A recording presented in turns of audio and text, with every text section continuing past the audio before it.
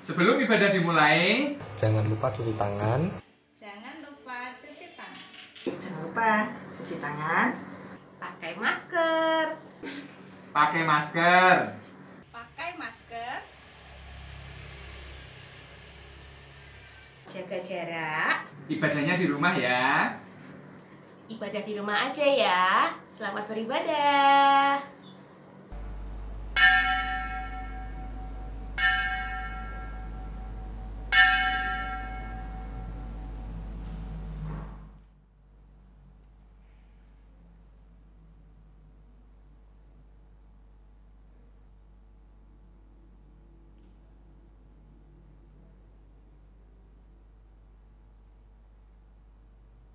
Panggilan beribadah. Budaya masa kini mendorong manusia berpikir pragmatis dan instan. Wujudnya adalah keinginan memperoleh segala sesuatu dengan cepat, sesaat, dan berfokus pada diri sendiri. Manusia cenderung tidak menyukai proses dan kerja keras. Agar orang percaya tidak terjerumus dalam budaya tersebut, maka hanya dapat diatasi dengan hidup benar seturut visi kerajaan Allah melalui ketaatan kepada Tuhan. Mari beribadah, menyatakan sembah bakti dan syukur, serta memantapkan komitmen untuk hidup dalam visi kerajaan Allah. Haleluya, pujilah.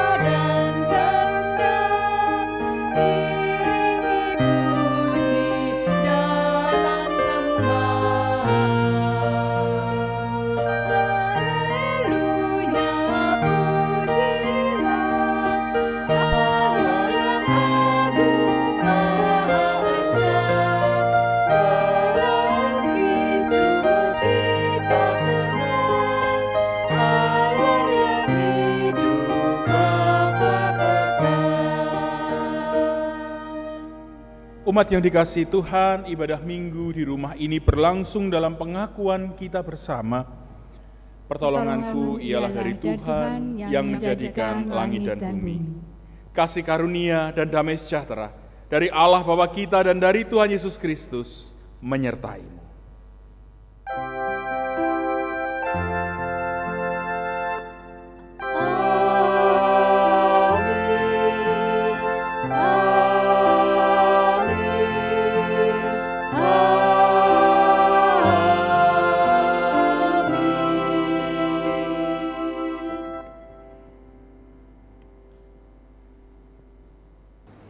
ibadah saat ini dilaksanakan dalam terang tema Hidup dalam Visi Kerajaan Allah.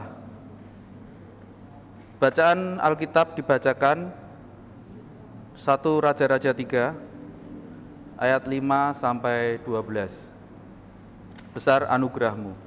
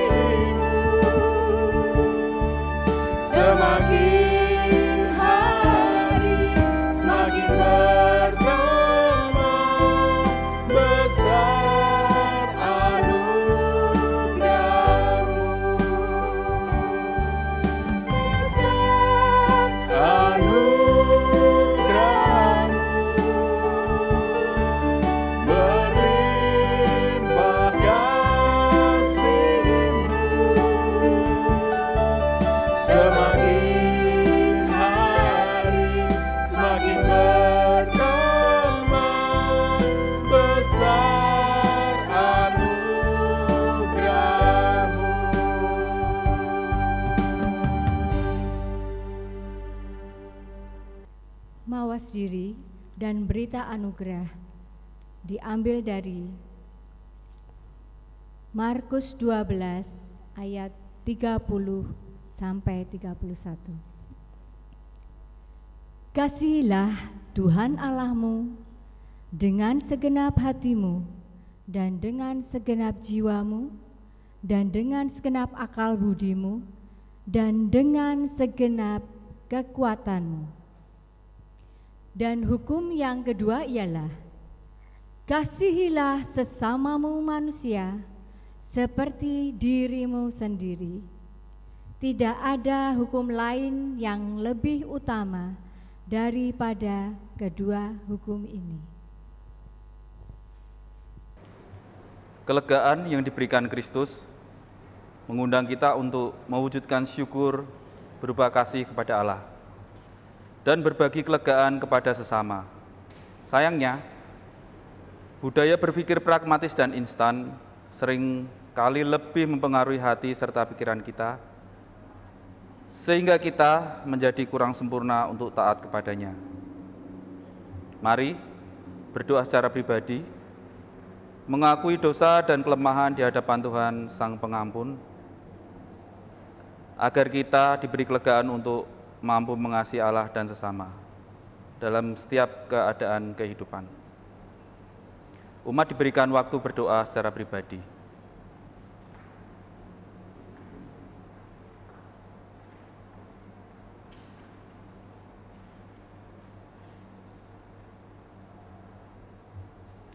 Demi Kristus, kami menyambut cinta dan pengampunan Tuhan.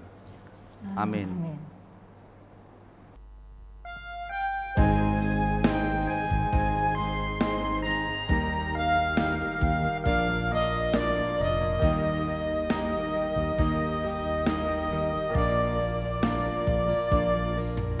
Sejauh timur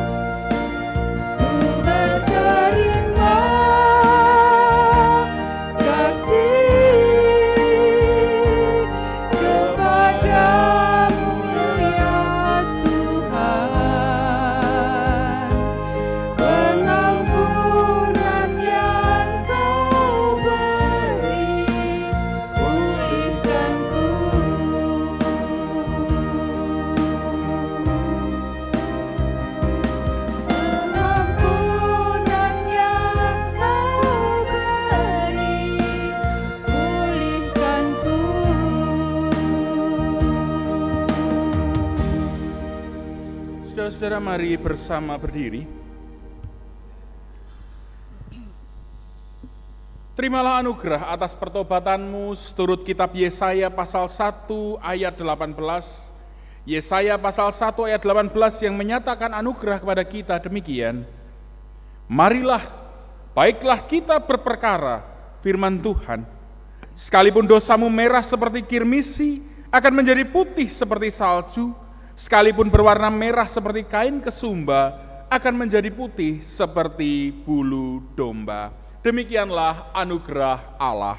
Syukur kepada Allah. Mari kita saling membagikan damai satu sama lain dalam pujian Salam Damai.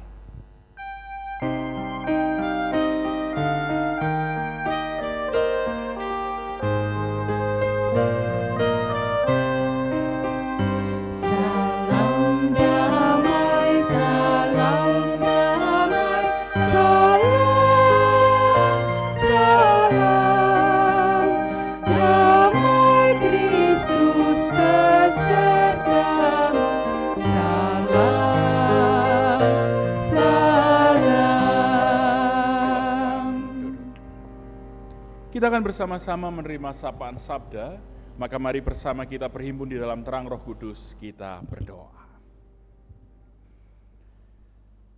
Bapa Surgawi, Allah yang mengasihi kami bersyukur kepadamu. Hari ini Engkau mengizinkan kami untuk kembali beribadah di rumah kami masing-masing, mewujudkan sembah bakti dan syukur kami kepada Allah Sang Pemilik kehidupan. Kami semakin bersyukur karena Engkau saat ini berkenan menyapa kami dengan sabda kebenaran firman yang akan menguatkan dan mengarahkan kami, yang menghibur tetapi yang mungkin juga menegur kami. Maka tolonglah kami dengan kuasa Roh Kudus-Mu agar kami mengerti maksud hati Tuhan dan dapat kami wujudkan di dalam kehidupan kami mengikut Engkau. Terima kasih Tuhan, demi Kristus kami siap untuk disapa oleh firman Tuhan. Amin. Saudara-saudara yang dikasihi Tuhan, bacaan Alkitab untuk ibadah hari ini diambil dari 1 Raja-Raja pasal 3 ayat 5 sampai 12. Kitab 1 Raja-Raja pasal 3 ayat 5 sampai 12 yang menyatakan kepada kita demikian. Di Gibeon itu Tuhan menampakkan diri kepada Salomo dalam mimpi pada waktu malam. Berfirmanlah Allah, mintalah apa yang hendak kuberikan kepadamu. Lalu Salomo berkata, Engkaulah yang telah menunjukkan kasih setiamu yang besar kepada hambamu Daud ayahku, sebab ia hidup di hadapanmu dengan setia, benar dan jujur terhadap engkau.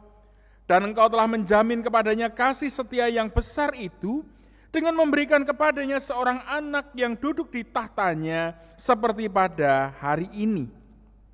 Maka sekarang ya Tuhan Allahku, Engkaulah yang mengangkat hambamu ini menjadi raja menggantikan Daud ayahku, sekalipun aku masih sangat muda dan belum berpengalaman. Demikianlah hambamu ini berada di tengah-tengah umatmu yang kau pilih, suatu umat yang besar, yang tidak terhitung dan tidak terkira banyaknya. Maka berikanlah kepada hambamu ini hati yang faham menimbang perkara, untuk menghakimi umatmu dengan dapat membedakan antara yang baik dan yang jahat. Sebab siapakah yang sanggup menghakimi umatmu yang sangat besar ini? Lalu adalah baik di mata Tuhan bahwa Salomo meminta hal yang demikian. Jadi berfirmanlah Allah kepadanya, oleh karena engkau telah meminta hal yang demikian, dan tidak meminta umur panjang atau kekayaan atau nyawa musuhmu, melainkan pengertian untuk memutuskan hukum, maka sesungguhnya aku melakukan sesuai dengan permintaanmu itu.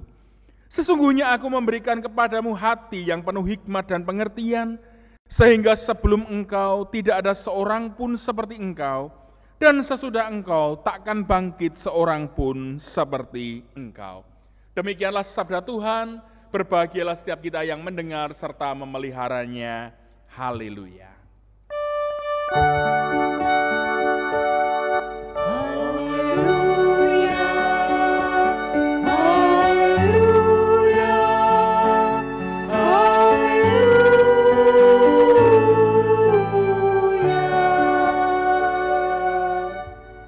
Saudara-saudara saudara-saudara yang dikasihi Tuhan, siapa yang tidak tahu cerita Aladin dan Jin Penunggu Lampu? Itu adalah sebuah cerita lama, sebuah hampir dikatakan bisa menjadi sebuah legenda bagi anak-anak, dan beberapa kali dibuat ulang, sampai yang terakhir beberapa waktu yang lalu itu dibuat kembali dengan pemeran Will Smith, Naomi Scott, dan Mena Massoud. Saudara-saudara, menarik memang cerita ini, sekalipun tidak perlu saya ceritakan ulang tentang bagaimana ceritanya, saya yakin panjenengan sudah tahu cerita tentang Aladin dan Jin Penunggu Lampu. Tetapi ada satu hal yang menarik yang saya perhatikan tentang perubahan sikap Aladin. Ketika dia baru saja mendapatkan lampu itu, dia yang disebut sebagai berlian yang belum terasah. Dia merasa bahwa lampu itu bisa memenuhi apa yang menjadi keinginannya, sehingga ketika dia jatuh cinta dengan Putri Yasmin, yang dia minta adalah dia bisa menjadi seperti seorang pangeran. Dan betul bahwa kemudian dia menjadi seorang pangeran yang bernama Pangeran Ali dari Ababwa. Begitu tulisannya begitu, tah mocone piye ya mbuh itu. Pangeran Ali dari Ababwa, dan itu bisa sedikit mengesankan bagi sang Putri Yasmin. Tetapi ternyata keberadaan lampu ajaib itu juga mengundang Jafar, sang Perdana Menteri yang jahat dalam gambaran di film itu, untuk memilikinya menjadi keuntungan bagi dirinya sendiri. Nah, saudara-saudara, disitulah kemudian Aladin menyadari bahwa kalau kekuatan yang besar ini digunakan bagi keinginannya sendiri, digunakan untuk memenuhi apa yang menjadi mimpi-mimpinya, hasilnya tidak akan baik. Hasilnya akan buruk, bahkan hasilnya bisa jadi merugikan banyak orang. Dan itu terbukti pada diri Jafar. Sehingga waktu itu Jin Penunggu Lampu mengatakan begini, kalau kamu minta harta itu tidak akan ada habisnya. Kalau kamu minta kekuasaan itu akan selalu kurang, dan seterusnya. Maka di permintaan yang ketiga, di permintaan yang terakhir, jadi ceritanya itu kan lampu itu kalau digosok, nanti jinnya bisa memberi 3 permintaan, mengabulkan 3 permintaan. Di permintaan yang ketiga yang diminta Aladin adalah supaya jin ini menjadi manusia. Sekaligus mengakhiri kekuatan dari lampu itu, dan sehingga setelah itu tidak akan ada lagi orang yang mencari lampu itu menjadi pemuas bagi dirinya sendiri. Saudara-saudara, sebenarnya Aladin sudah ditawari oleh jin itu, kamu pengen uang, kamu pengen jadi pangeran, kamu pengen supaya kamu bisa menikah dengan Putri Yasmin, kamu pengen apapun akan dituruti. Tetapi Aladin melihat ada suatu kepentingan yang lebih besar bagi kebaikan yang lebih besar, sehingga itulah yang kemudian dia minta, dan betul hasilnya adalah negara di mana Aladin berada itu senantiasa berada di dalam kesejahteraan oleh karena tidak ada lagi orang yang mementingkan dirinya sendiri. Nah, saudara-saudara yang dikasihi Tuhan, hari ini kita berjumpa dengan sebuah cerita yang unik, yaitu cerita perjumpaan antara seorang manusia dengan sang pemilik kehidupan, dengan Tuhan Sang Maha. Perjumpaan antara Salomo dengan Tuhan bisa jadi merupakan sebuah perjumpaan yang dinantikan oleh banyak orang. Lagi pula perjumpaan ini bukan sekedar say hello, tidak sekedar Tuhan yang datang dan memberi perintah, lu harus begini, lu harus begitu, enggak. Tetapi perjumpaan di dalam mimpi ini dibuka dengan pernyataan Tuhan, katakan padaku apa yang kamu inginkan. Saudara-saudara, bukankah itu sebuah tawaran yang sangat menarik? Ditawari oleh Tuhan, yang kita tahu bisa melakukan apa saja, dan Tuhan sendiri mengatakan bahwa apapun yang kamu minta akan tak beri kok. Kira-kira kalau itu ditujukan pada kita, kita mau minta apa? Mungkin sebagian dari kita akan meminta umur panjang, saya minta kekayaan, saya minta ini, saya minta itu, dan sebagainya. Allah bahkan tidak mensyaratkan apapun loh kepada Salomo. Kamu nanti tak kasih kalau kamu begini, kamu nanti tak kasih kalau kamu begitu. Enggak begitu. Tuhan hanya mengatakan kepada Salomo, mintalah apa yang hendak kuberikan kepadamu. Sebuah tawaran yang mungkin bagi sebagian kita itu seperti kejatuhan durian runtuh. Tapi sakit ya kejatuhan durian runtuh. Oke lah, begitu. Nah, saudara-saudara, menarik ketika Salomo sebagai seorang raja kemudian memiliki paradigma yang berbeda. Kita bisa bayangkan dulu keadaannya Salomo. Salomo itu menjadi raja ketika dia masih sangat muda, memimpin sebuah negara yang besar, terdiri dari begitu banyak suku, banyak kepentingan, terdiri dari banyak orang dengan beragam harapan, dan dibangun oleh Daud di atas dasar peperangan sehingga negara itu memiliki juga banyak musuh. Beda ya kalau negara itu dibangun sudah gede begitu, oke enggak apa-apa, tapi negara Israel waktu itu dibangun Daud dengan mengalahkan bangsa-bangsa lain dan bisa jadi ada dendam. Negara itu juga terdiri dari begitu banyak orang dengan beragam kepentingan, termasuk Salomo itu kan bukan galur utama dari Daud. Dia itu sebenarnya anak yang tidak direken aslinya, tidak diperhitungkan. Tetapi dia menjadi raja. Sehingga mungkin dalam pikiran manusia seharusnya yang diminta Salomo adalah supaya kekuasaannya langgeng. Supaya orang-orang tunduk pada dia, takluk pada dia, supaya orang-orang itu hormat pada dia. Seharusnya itu yang diminta Salomo. Tetapi rupanya Salomo ada pada kesadaran yang menarik ketika dia tahu betul bahwa kepemimpinan Israel itu ada di tangan Tuhan. Dan hanya orang yang hidup benar yang akan mendapatkan penyertaan Tuhan. Dia menggambarkan itu seperti Daud. Bahwa Daud disertai Tuhan karena dia setia, benar, dan jujur terhadap Tuhan. Dan itu membangun paradigma berpikir Salomo tidak lagi mementingkan dirinya, tetapi bagaimana supaya pemerintahan Allah, kehadiran Allah itu, visi Allah itu mewujud nyata dalam kehidupan bangsa Israel. Maka yang diminta apa? Hikmat. Supaya bisa memimpin, mengadili, menyelesaikan perkara-perkara di Israel dengan sebaik-baiknya, membedakan yang baik dan yang buruk. Nah, saudara-saudara, fokusnya Salomo bukan lagi supaya kekuasaannya langgeng, bukan supaya dirinya menjadi top of the line, bukan supaya dirinya menjadi puncak dari segala sesuatu, tetapi supaya Allah itu hadir nyata, dirasakan oleh banyak orang dengan kalimat meminta hati yang faham menimbang perkara untuk menghakimi umatmu dengan dapat membedakan antara yang baik dan yang jahat. Saudara-saudara, menarik. Salomo tidak meminta untuk dirinya, tetapi bagaimana supaya yang ada pada dirinya bisa menghadirkan Allah di tengah-tengah kehidupan bangsa besar itu. Nah, saudara-saudara yang dikasihi Tuhan dalam kehidupan kita, termasuk dalam keluarga, gereja, kantor, sekolah, negara ini, hampir setiap orang pasti punya keinginan atau harapan yang pengen kita wujudkan. Sesederhana apapun pasti punya harapan. Bisa jadi harapan itu adalah baik menurut kita. Tetapi saudara-saudara, kalau kemudian masing-masing orang itu hanya berjuang mewujudkan apa yang jadi keinginannya, ya bisa jadi gereja, keluarga, itu akan menjadi penuh dengan orang-orang ambisius, menjadi lahan pertempuran bagi banyak orang, dan relasi itu akan menjadi beracun, toxic community. Karena masing-masing orang hanya berfokus pada pengenku tuh seperti ini, pengenku tuh seperti ini, pengenku tuh seperti ini. Maka supaya hal itu tidak terjadi, setiap orang beriman diajak untuk menundukkan diri di atas visi Allah, atas gerejanya. Apa toh visi Allah itu? Sederhana.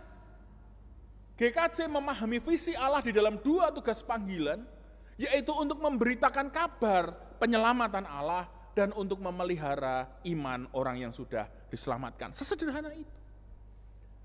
Maka ketika setiap orang mengarahkan dirinya di dalam kabar pewartaan kabar keselamatan dari Allah dan untuk memelihara kehidupan orang beriman, maka setiap orang akan memiliki satu gerakan yang seragam, akan memiliki suatu paduan yang indah, bahkan kemudian saling bahu-membahu di dalam mewujudkan karya layan di gereja kita. Demikian juga di keluarga, di masyarakat, juga di bangsa dan negara.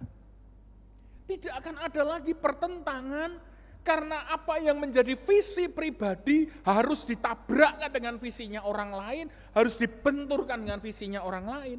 Tetapi semua orang menundukkan dirinya di bawah visi kerajaan Allah. Nah, saudara-saudara, mari kita meneliti kembali kehidupan kita, khususnya di dalam hidup bergereja. Kita bergereja itu demi apa sih? supaya kita puas, supaya keinginan saya keturutan, supaya apa yang menjadi mimpi saya di gereja terwujud, ataukah supaya visi kerajaan Allah itu mewujud nyata melalui kita? Fokusnya masih keinginan kita atau kehendak Allah?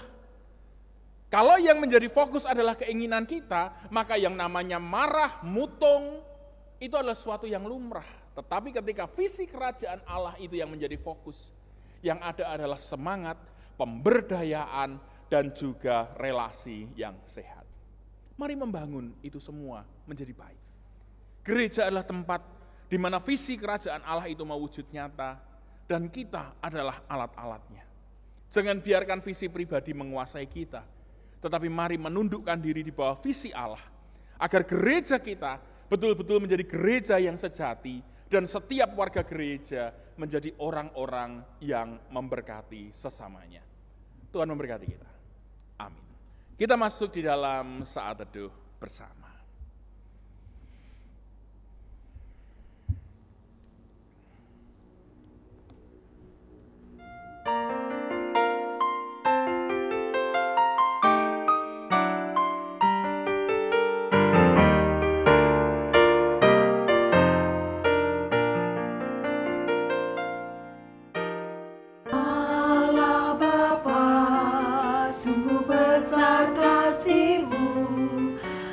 Selalu hadir dalam setiap langkahku.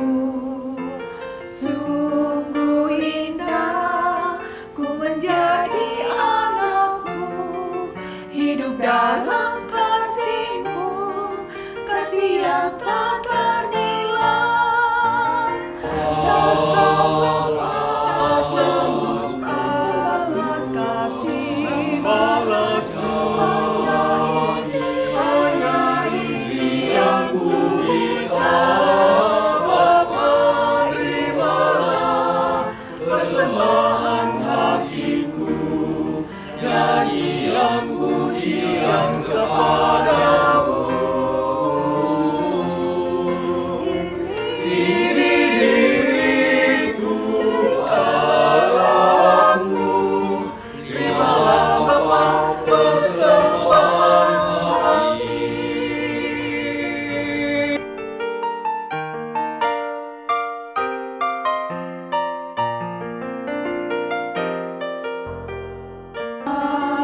Bapa, sungguh besar kasih-Mu, Engkau selalu hadir dalam setiap langkahku.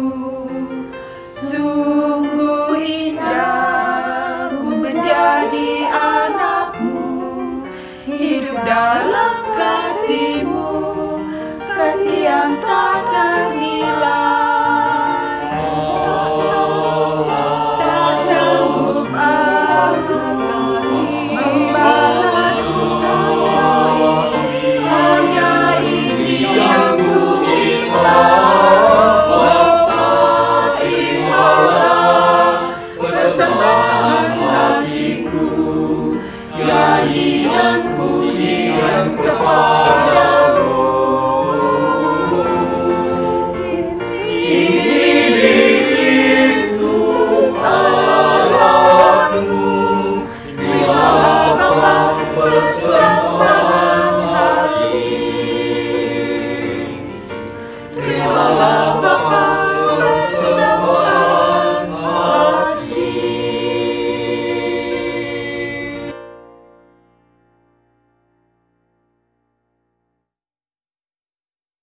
Kesadaran bahwa kita adalah hamba Tuhan, membawa kita untuk menundukkan diri taat setia kepada Allah. Maka hati sebagai hamba adalah tanggapan kita atas pewartaan firman.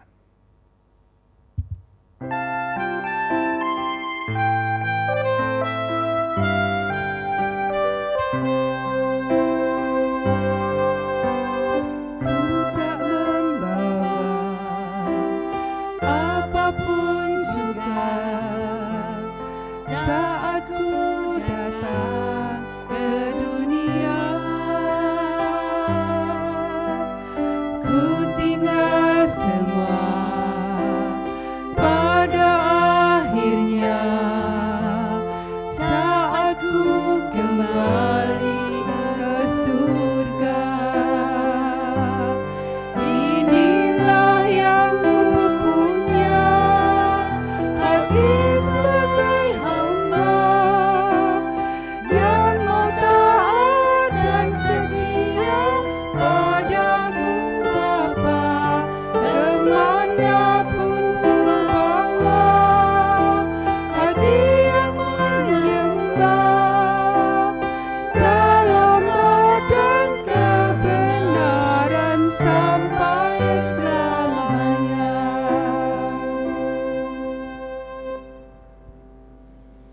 Umat diundang untuk berdiri.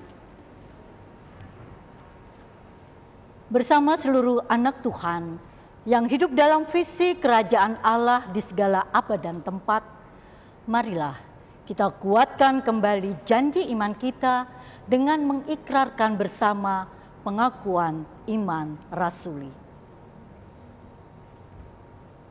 Aku percaya kepada Allah Bapa yang Maha Kuasa, Khalik langit dan bumi, dan kepada Yesus Kristus, anaknya yang tunggal Tuhan kita, yang dikandung daripada Roh Kudus, lahir dari anak darah Maria, yang menderita di bawah pemerintahan Pontius Pilatus, disalibkan, mati, dan dikuburkan, turun ke dalam kerajaan maut.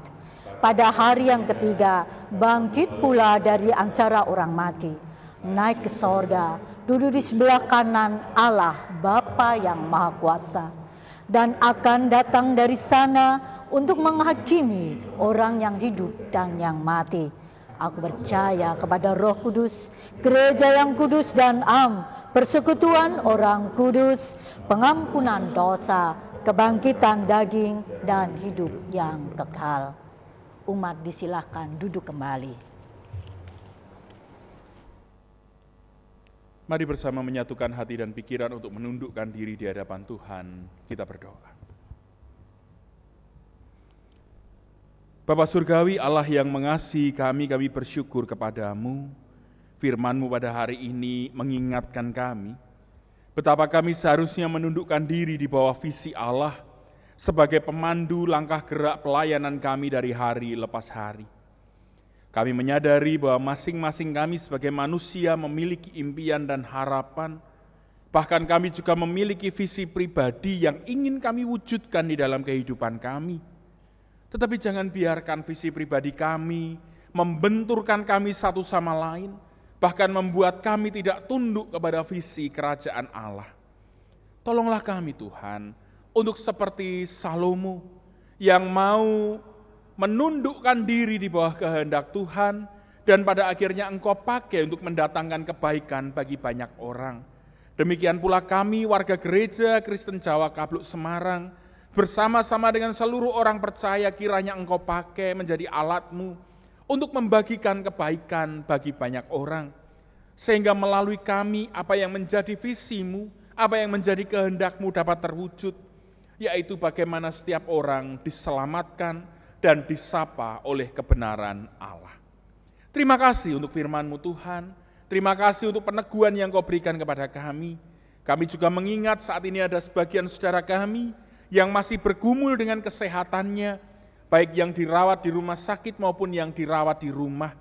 Tolonglah Engkau memberikan pemulihan, memenuhi hatinya dengan sukacita, sehingga saudara-saudara kami ini diberikan kekuatan untuk berpulih dari hari lepas hari.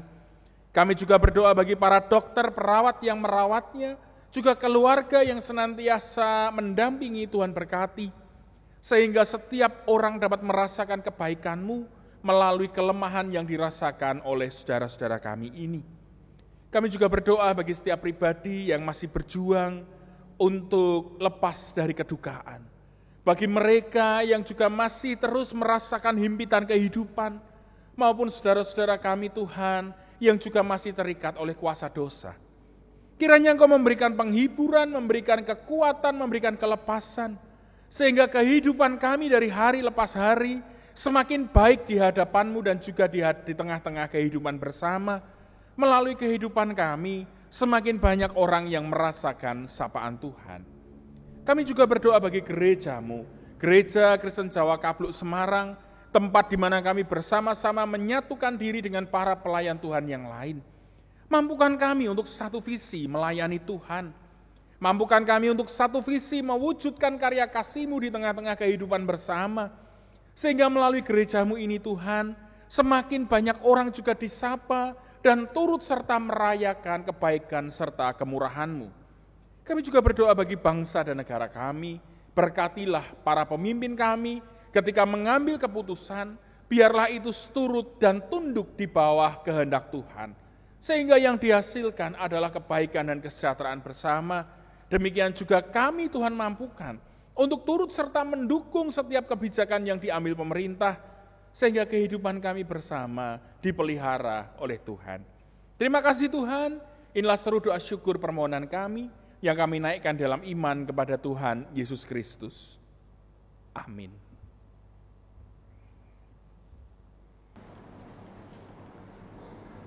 Mari bersama bersyukur atas kebaikan Tuhan melalui pengumpulan persembahan.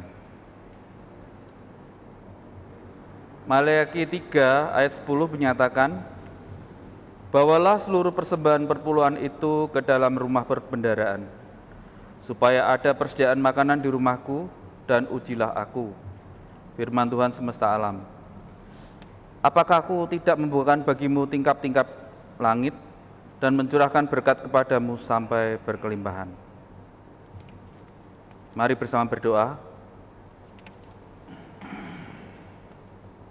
Tuhan Maha Kasih, kami bersyukur untuk pemeliharaanmu dalam hidup kami melalui setiap pekerjaan dan pelayanan kami. Maka saat ini kami menyatakan syukur dalam bentuk persembahan yang kami haturkan kepadamu melalui gereja. Tolong kami untuk dengan bersukacita mempersembahkan hidup kami bagi kemuliaan nama-Mu. Dalam Kristus kami berdoa. Amin.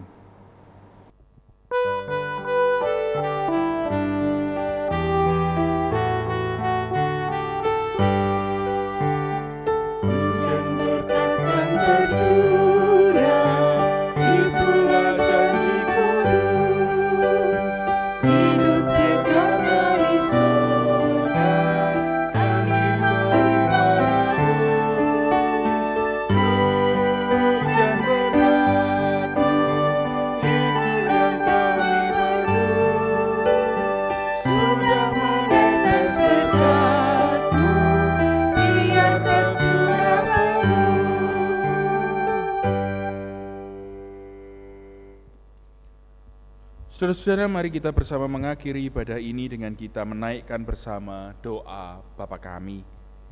Bapa kami yang di sorga, dikuduskanlah namamu, datanglah kerajaanmu, jadilah kehendak-mu di bumi seperti di sorga. Berikanlah kami pada hari ini makanan kami yang secukupnya, dan ampunilah kami akan kesalahan kami, seperti kami juga mengampuni orang yang bersalah kepada kami. Dan janganlah membawa kami ke dalam pencobaan, tapi lepaskanlah kami daripada yang jahat. Karena Engkaulah yang punya kerajaan dan kuasa dan kemuliaan sampai selama-lamanya. Amin. Umat diundang untuk bersama berdiri. Saudara-saudara, angkatlah hatimu kepada Tuhan dan arahkanlah kepada sesama. Kami mengangkat hati kepada Tuhan dan mengarahkan kepada sesama.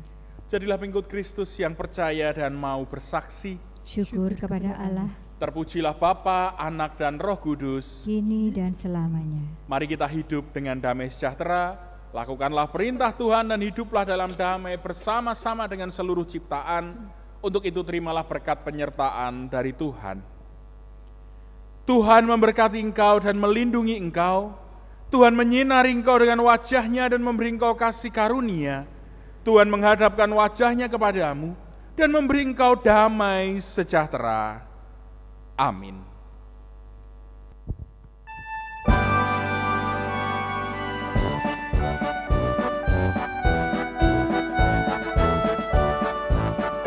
Kita harus membawa berita pada dunia dalam gelap tentang kebenaran dan kasih dan damai yang menetap.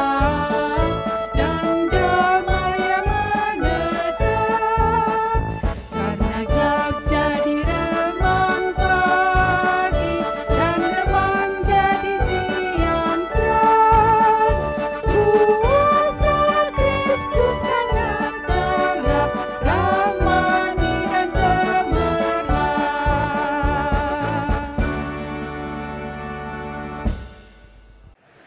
Ayo, lanjutkan kehidupan. Dengan pakai masker. Pakai masker. Makan makanan bergizi. Makanan yang bergizi. Olahraga. Jogo tonggo. Jago tonggo. Jangan lupa bahagia. Dan jangan lupa bahagia. Jangan lupa untuk bahagia.